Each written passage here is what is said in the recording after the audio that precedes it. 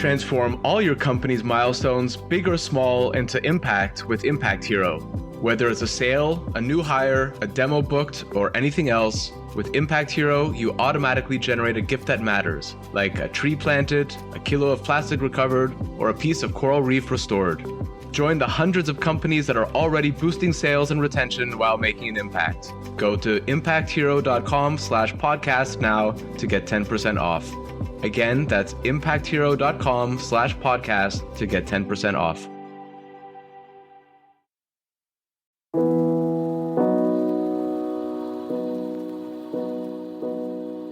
Welcome to another Climate Tech podcast, conversations with the people trying to save us from ourselves.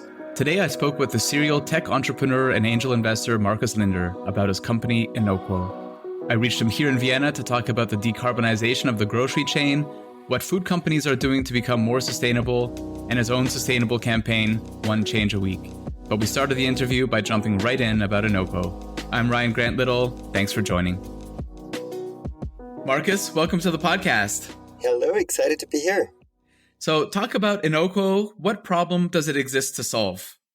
Yeah, so one of the biggest challenges that we have at the moment is obviously the climate crisis, the biodiversity crisis, and a global health crisis. And what all of these three key challenges have in common is that they're heavily influenced by the food that we consume each and every day. So the food that we buy at supermarkets every day is responsible for a third of the global greenhouse gas emissions. It's responsible for 70% of biodiversity loss on land, and obviously it has a huge impact on our own health. And this is the big challenge that we decided to help tackling with Inoqo. So Inoqo is a software as a service platform that enables grocery retailers and food and beverage brands to assess the impact of their thousands of food and beverage products at scale on impact dimensions such as climate or social impact or animal welfare, nutrition, so that grocery retailers and food and beverage brands can ultimately communicate the impact of those products to you and I, to us, the consumers, to help us make more sustainable choices. But they can also use that data to engage with us. Because one thing that we learned at Inoqo is that it's not enough to simply put a label onto food and beverage products and, expect consumers to change their behavior from one day to the other. You also really need to leverage content, nudging, gamification to really help us as consumers to embark onto that journey towards a more sustainable and also healthier nutrition. And ultimately, we also will support our customers in optimizing their products and reducing the impact of their products. So it's really not only about, basically, as a grocery retailer, you have 4 options to really achieve your climate goals and your science-based target initiative goals. Obviously, you have to reduce food waste, which plays an enormous role in this whole story. You have to reduce the impact of your private label brands. You have to incentivize your third-party brands to step-by-step reduce the impact of their products. And you obviously have to help consumers change the behavior. And, because if we continue to eat the massive amount of meat each and every day as we do today, we won't have a chance to really, achieve our climate goals ultimately. So it's really a combination of those 4 big important levers. And except of food waste, we from Inoqo really allow the food and beverage industry to go full in and tackle that problem by really, reducing the impact of products and by helping consumers to change their behavior and to really embark on this journey of a more sustainable and healthy nutrition. Okay, so it's an app basically that I would bring into the grocery store. Is that how it works? So for me, I'm a horrible grocery shopper and I go in and have all these plans to make this beautiful dinner tonight and for the shop for the next couple of days. And I come out with a bag of Doritos and AA batteries and end up ordering Indian food. So anything that makes it even more complicated for me is going to be problematic. Maybe I'm not the typical consumer, but are you basically maybe talk a bit about how the product works? Am I going in with my smartphone and scanning labels? Or how does it work? So as Inoqo, we started the business with a consumer app. So we launched a consumer app in our test market, Austria, which actually enables you as a consumer to scan the grocery receipt once you've paid And then we show you how climate friendly your purchase is. You see like from dark green to dark red, whether you did a pretty amazing job already, which you obviously most of the time probably will do. I think if I remember correctly, you're vegan, right? That obviously helps a lot with climate friendly purchasing. Doritos are vegan. So are AA batteries for that matter. Oh yeah, they might have some adverse impact, I need to say. They're not GMO. We only do food, so the batteries wouldn't show up on your climate bill. No, but this is how we basically started. So showing consumers through our Inoqo consumer app how sustainable their purchase was and making recommendations that are more sustainable. But a year ago, we basically figured out that the large grocery retailers don't plan to sue us, because that was our initial assumption when we started there, because we actually thought, okay, we're going to make it transparent, how shitty all those products are that you can find in a typical grocery store today. But actually the opposite happened. So the grocery retailers reached out and said, hey, we really love what you guys are doing. We know we need to embark onto this journey to help our customers become more sustainable and, to improve our products. Can we somehow integrate the things that you're doing? And that's why a year ago, we completely pivoted towards B2B. We still run our consumer app, but it's like, we don't really put effort into it. And with our B2B product, we basically receive the public data that our customers have about their food and beverage products. So the ingredients, the labels, the nutritional values. Based on that data in the first step, we can assess the impact of these products. So basically, we have an algorithm that allows us to understand what is the composition of the product, how much wheat is on a ready-made pizza, how much tomato, how much tuna. Then we apply conservative values onto those ingredients, as well as onto all the processes that are typically involved in producing, let's say, this pizza. And this way we can communicate, or we can provide the retail customer a conservative estimate of the product carbon footprint, for example, of that product, but also by leveraging labels and so on and country of origin related information, we can provide feedback in terms of what's the social risk behind that product, what's the animal welfare implications of that product, and so on. And what the retailer can do now with that data, and this is now how you basically would find that information ultimately as a consumer, they can obviously integrate it into their own apps. So allowing you, when you shop online, to see, is this rather a climate-friendly or not so climate-friendly product? Or they can suddenly start to recommend more sustainable alternatives. So when you are about to buy the product that you purchased, for ages, you would suddenly find below, hey, there is the following more sustainable alternative. And Inoqo would ultimately also explain why this product is a better choice, why it's better for you from a health perspective, why it's potentially better for animal, why it's potentially better for the climate, why it's better for other people. To not only just show you, from dark green A to dark red E, is this a sustainable or more or less sustainable product, but to also really give you the facts behind it. Because what we've seen is that if you want people to change their behavior, you really need to allow them to actually understand what are the implications of their choices. And this is basically the data and the information that we also provide to our retail customers so that they can, over time, educate you as a consumer. And, that the journey for you as a consumer would go on, because obviously what our customers do is they start printing our label onto their products. So front of pack labels, where you immediately see, okay, is this a rather, environmental friendly, animal welfare friendly choice, or rather not. You would find a QR code typically on our label, which also allows you to get access on these so-called impact insights, where you can learn how much space did the chicken have, was it for sure not fed with soy originating from the Amazon rainforest, did it ever see the daylight, and so on. And the journey goes on. So once you buy the products, once you check out at the supermarket, and if you did, let's say, rather, for example, climate-friendly purchase or animal welfare-friendly purchase, the retailer can now praise you for that. So they can basically send you a push notification onto your mobile if you have used a loyalty card or loyalty app on cash out, and tell you, hey, well done. This was a very climate-friendly purchase. They can reward you. They can give you, extra points, or cashback vouchers or similar benefits to really reward you for shopping in a more climate-friendly, more animal welfare-friendly, more sustainable way. So this is, in a nutshell, how you as a consumer would basically engage with our technology through the apps and through the interfaces of our grocery retail customers. Okay, so it's basically gamification of all of these factors from animal welfare through to sustainability.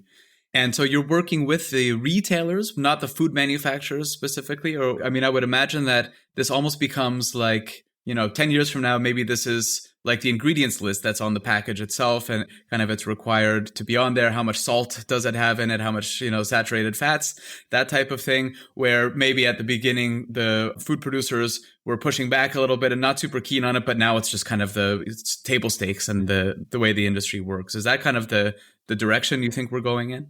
Yeah, absolutely. That's the direction. So we on purpose start with the grocery retailers because if you look at the grocery stores, you will find usually thousands of private label brand products. So the grocery retailers really have, quite a large market share in terms of the products that are sold within their own stores, which gives them, a huge opportunity to start with something like this. But they also have the right commercial incentives to do so because ultimately the brands are always a little bit in the situation, unless they are already super sustainable today, that they are telling us, hey, I don't really want to be the first one to start doing this. I know we have to do it, but I don't really want to, be the first one. If my competitor doesn't do it, consumers might, buy products that don't have a label because they think they're better. And on the other hand, the retailers have a massive incentive to do so because by really labeling their own private label brand products, they can first of all really appeal to that sustainability conscious target audience. So they can really become the number one go-to destinations for shoppers who care and who want to learn how to shop in a more sustainable way. But they can also ultimately shift the revenue mix away from typically not so sustainable products, which typically happen to be third-party brand products, towards more sustainable products. So vegan products, vegetarian products. And if you walk through a store, you will quickly realize that the supermarkets usually have a very high market share within the vegan space, within the organic space, which means in the end, they are shifting revenue away from third-party brands towards their own sustainable private label brands where they typically have a much higher margin. So there's multiple benefits commercial benefits that the retailers have here by really providing more information to their consumers, giving them access, allowing them to understand what are the sustainability benefits of, switching from one product to another, which frequently happens to be one of their private label brands. Not on purpose, not because our methodology would be skewed towards them, but just because they have a very large share amongst those, typically have a very large share amongst those vegan products, organic products, and so on.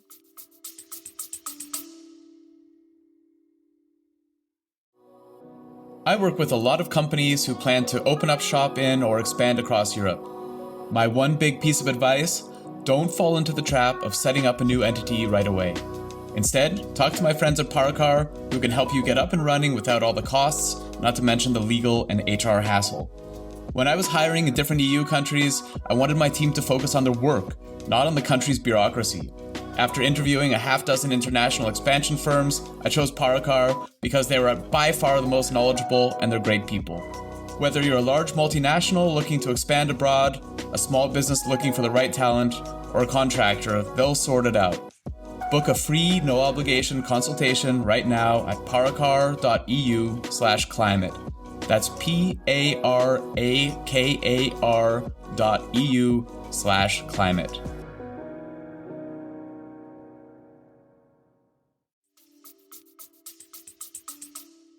That's really interesting. So if you look back on the history of private label brands, say that they've been around for 40 years plus or minus in grocery stores, and their whole thing is that they're lower costs because they don't have advertising, they don't have to push that, and they're kind of like they're like products. But now all of a sudden they have an opportunity to stand out. So it's almost like original raison d'etre just being the cheaper one, and the like product of the bigger brands now all of a sudden has a competitive advantage from the perspective of the consumer. So it's kind of turning the model on its head a little bit.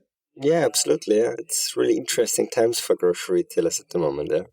And a huge opportunity. So one of our partners, McKinsey, estimates that retailers can actually increase their profit by up to 50% by really, being a front runner in this green transition, by reducing risks, by reducing costs, but also by seizing opportunities. And those retailers who are really front runners in that space will massively benefit from that green transition that we're seeing happening at the moment. And so we're talking about companies doing this on a voluntary basis. I can imagine that there's probably some stuff before kind of EU Parliament or, in the US that's starting to think about this kind of from a policy or regulatory perspective about, mandating that some of this footprint stuff is there. Maybe it's farther out, but I can imagine that it's starting to happen. What are you seeing there? And at what point do you think this will be required?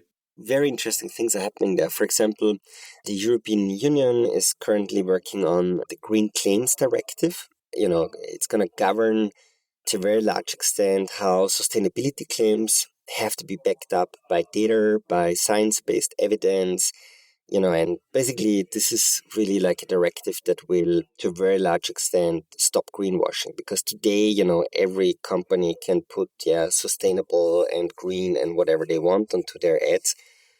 And nobody can really, not nobody, but you really have to, you have still at the moment the opportunity to greenwash a lot. And the Green Claims Directive is really about that. But on a European level, there's also a sustainable food labeling framework currently in the process to be set up. It's not yet going to be mandatory in the first step. But the idea of that is to really make sure that across Europe, we have one label that you can find in every country, in every store, in every product. And that basically other labels over time will not be allowed anymore. I mean, if they contain like a scale, like this dark green to dark red or similar.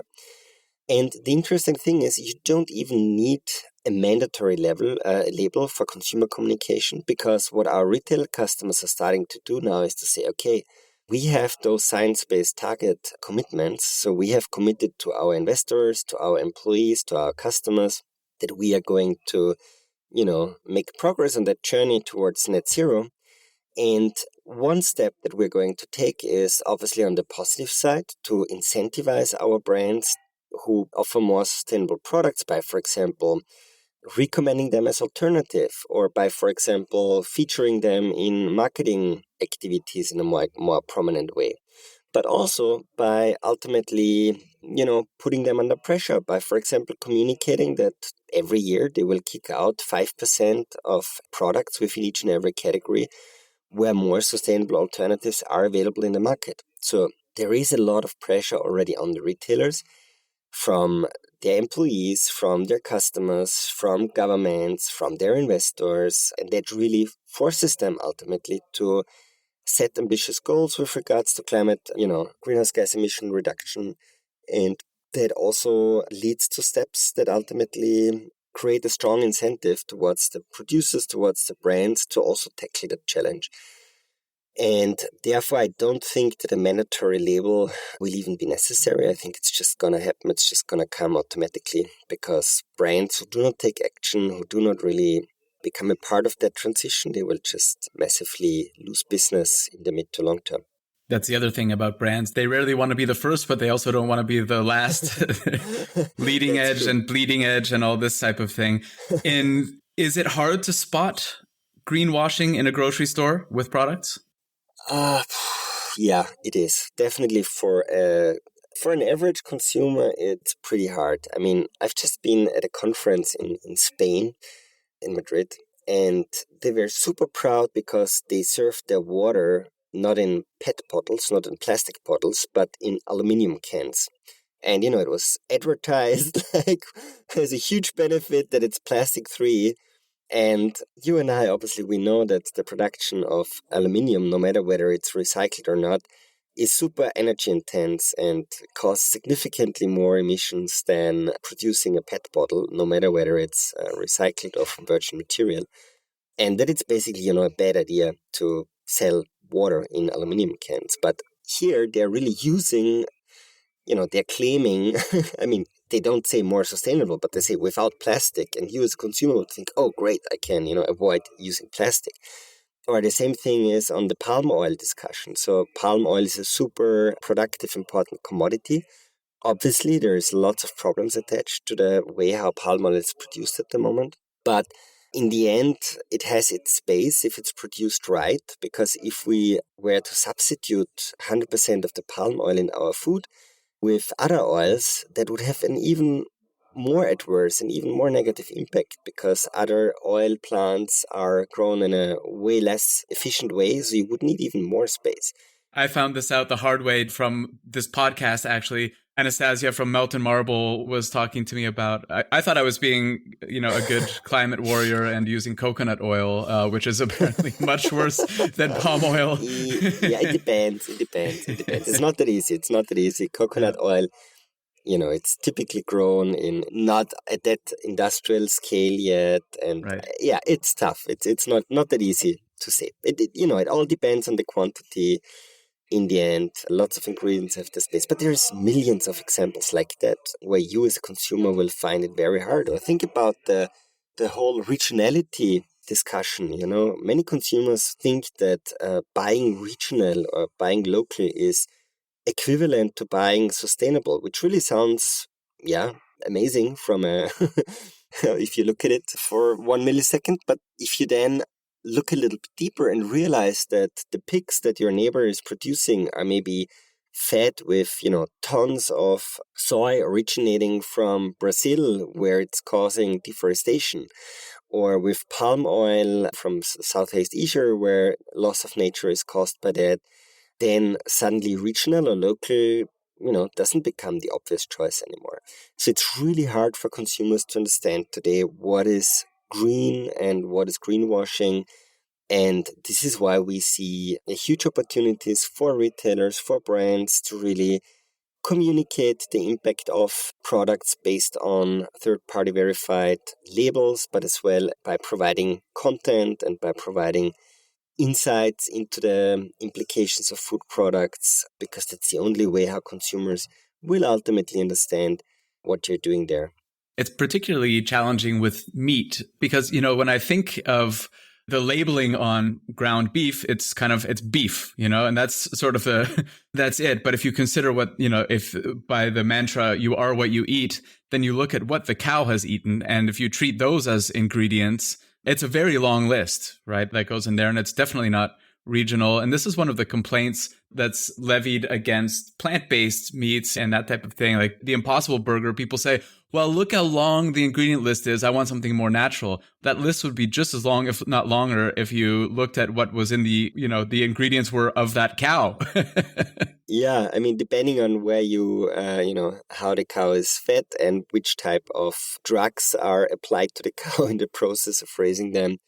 But yeah, it's definitely also an interesting discussion, clean label and so on. I mean, it makes sense to a certain extent, but I agree with you that you actually would have to also take the long list of food products and drugs that go into the production of beef into account on the other hand there. You're quite active on LinkedIn, and you have one of my favorite recurring series called One Change a Week, which I religiously read and comment on and try to adopt in my own lifestyle sometimes, especially you and I are both big fans of train travel. But you've been doing this, I think, for 140 weeks in a row, which congratulations. I think, week number 3 with the podcast, and I'm trying to imagine what that's going to look like for me. And I wonder if you could kind of highlight some of these. Most of them are about sort of individual decision-making in fighting climate change. In those 140 weeks, what are some of your kind of most interesting or favorite tips that you'd like to share? I think the most important tip isn't actually yet in there yet, because you need to get started. You really need to, my recommendation would be to, not look at this huge complex problem and feel, powerless because of, the Chinese or because of the Indian people or whatever. I mean, we have a tremendous challenge ahead of us, but it's also an amazing opportunity to really change the way we live to the better, to pollution-free cities, to cities where you're not, waking up in the middle of the night because a car is, driving by at full speed and with very loud. We have the opportunity to again live more in connection with nature, being part of the nature. And the great thing about it is each and every one of us can really take little steps that help us to move into that direction. Because in the end, solving the climate crisis is not a, 0-1 kind of game. It's not we're going to make it or we won't make it. I think I'm very optimistic that ultimately we will make it. But the question is, what will be the sacrifices what will be the casualties that we will have to, live with on that way. Already now, tens of thousands of people are dying in Europe because of heat, for example. I mean, we see what's going on in Canada, and, we have I don't want to even talk about all the things that we will have to face in the next couple of years and decades. But the great thing is every milli degree of Celsius really makes a difference. And every one of us can really do a little thing to help mitigate the worst. And I think the most important tip from my side is really to get started. Set yourself, define a certain cadence, be it once a month where you try to take a step into the right direction, as small as it might be, or once a week, like I try. I don't manage to do it every week, but but I'm at least trying hard, and feedback like from you obviously encourages me to continue with that. But I think the most important tip is get started. Pick something small, something no matter what, what really is easy for you, and then implement that step. And 2 weeks later, 4 weeks later, whenever, take the next step. And obviously, steps can be really easy, like switching to green electricity at home, or, for example, questioning your mobility behavior. So do we really need to go 5 kilometers by car to the office, or wouldn't it be really cool for our health, for our mood, for everything to take the bike, for example, to the office? Or try to limit yourself in terms of vacations you want to take by plane, like set yourself a goal and say, hey, I'm not gonna do a city trip every other weekend flying across Europe and causing a massive amount of emissions, but maybe I'll take the train, or maybe I'll try to do my vacation more in the region so that I don't have to emit tons and tons of CO2. And obviously, a topic that I'm very passionate about is the food that we eat every day. So the food has a big impact in terms of our personal contribution to the climate crisis. And by setting small goals, like, for example, reducing the number of days a week that you consume meat. So, for example, I still eat meat, but I try to really reduce it to maximum 1 day a week. And if I eat meat, I only eat, organic meat, where I can be rather confident that that animal was treated in a humane way to a certain extent. I mean, slaughtering is probably never an amazing thing for animal, but it's at least, just going down and reducing your impact, because in reality, we don't all have to become vegan to really overcome the climate crisis. There is a model which is called planetary health, like a planetary health diet. If we all would adopt that diet, this would mean we could still eat meat once a week or so, like, for example, chicken. And we could actually feed 10 billion people on this planet with that diet. So the problem is not eating meat per se, but it's the massive amount of meat that we're eating today. And obviously another topic is, the chicken might disagree, but yeah. Yes. I totally feel with you. And I'm not sure if I'm at the end of my journey here, to be honest, with regards to eating meat. So there's still for sure room here also from my side. And definitely from the moment on where there is like cell-based cultivated meat available, I would be one of the first ones to switch to that. Yeah, I'm invested in some cultivated meat companies and I like meat, but I spent so much time when I had a biogas company walking the kill floors of slaughterhouses that it just changed me. It really changed me. And that was, 2007 that started. But I really like meat itself. And so, as I say, people ask me, why are you involved in, you must be a real foodie if you're involved in food tech. I'm like, no, I'm really not. I'm like SpaghettiOs over the sink for dinner kind of thing. But what I'm really looking forward to is the day that I can buy cultivated chicken wings, cultivated buffalo wings, and that I'm going to take a week off work once they're on the market and buy sweatpants 2 sizes too big and load up my Netflix, and I'm going to pig out on chicken wings for the first time in 15, 20 years, whenever it is. So I hear you. And I think we're not that far away. I mean, we've seen also the FDA has just approved this. I mean, now, now in Washington and Boston, you can actually go in and buy cultivated chicken in a restaurant. You've been able to do this in Singapore for a few years. It's coming, right? This is coming. So slaughter doesn't have to be an intrinsic part of meat, and we can still eat meat, and the sustainability profile will be better as well. But I'm also really curious. So just getting back to your one change a week, and I think you do a lot of these, you come up with a lot of these while you're on a train. You talk about the train as being your mobile co-working space.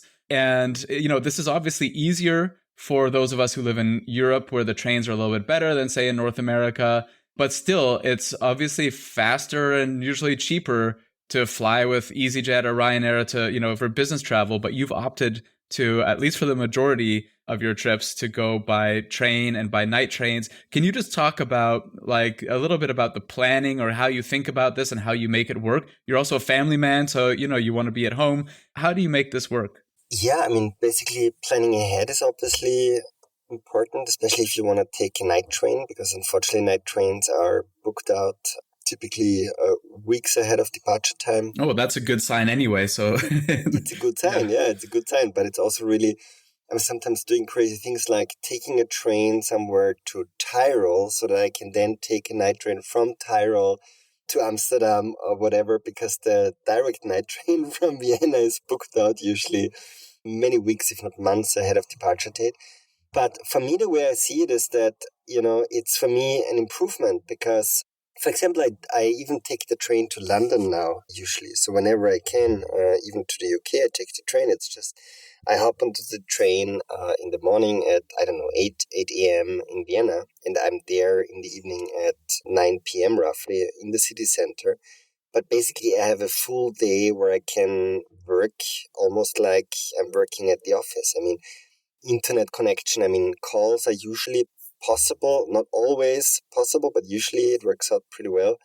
And usually I try to block out those days to really, make progress with more strategic projects or to really, clean up my inbox.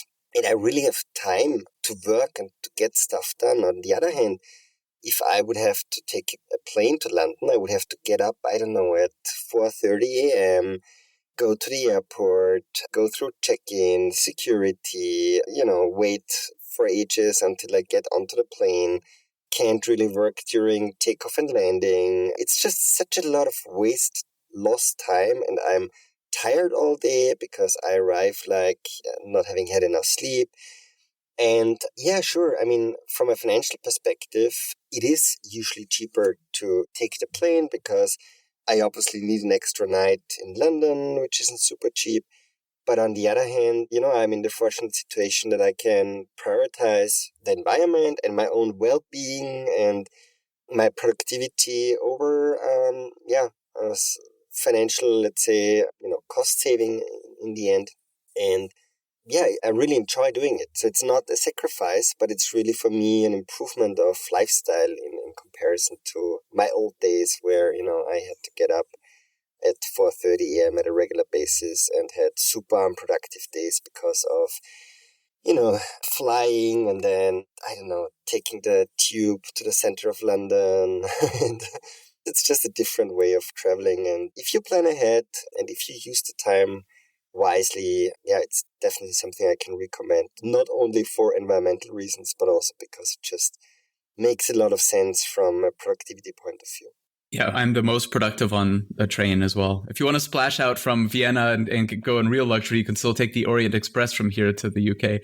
It doesn't go all the way to London anymore because of passport controls and everything since Brexit, but the Orient Express still goes. So if you feel like a 10,000 euro train ticket, there's an option. Yeah, probably they've found a way to make it very unsustainable with champagne and caviar and something like that. Yeah, my approach has been, I used to also be, flying all over the place for meetings and, working on impact, but still flying. And now I try to do sort of where I would have gone in person to London or Paris or whatever 3 times in a row. Now I try to do sort of 2 remote by Zoom and then go once, stay a little bit longer, kind of make it count. Yeah, and I think, the way how I typically, I have a threshold of hours that are okay for me. So taking the train for 12, 13 hours is kind of okay, but going to Madrid or to Barcelona where you would have to spend, more than 24 hours on the train, that's obviously I have to fly as well if I have to go there. But Fair. I have the same thing with when I'm going back to visit family in Canada. You're not taking a boat yet? I'm really disappointed. So Markus, I'll link the One Change a Week and your LinkedIn in the show notes. I really appreciate chatting with you. Great to see you. And thanks a lot for joining today. Thank you very much. It's been a pleasure. How cool. You made it all the way to the end. Why not go one step further and subscribe, rate, and share this podcast? Get in touch anytime with tips and guest recommendations at hello@climatetechpod.com. Find me, Ryan Grant Little, on LinkedIn. I'll be back with another episode next week. Bye for now.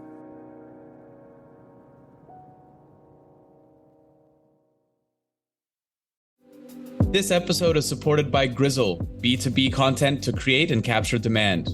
I first met Grizzle's founder, Tom Watley, 5 years ago at a conference in Dublin. I was so impressed that I signed a deal with him to do all my software company's content that same evening at the pub. Remember that, Tom? Kinda. And they're still doing it 2 years after we sold the company because the new owners love Grizzle as much as I do. If you sell B2B, book 30 minutes in Tom's calendar at grizzle.io/climate. That's GRIZZLE.io/climate.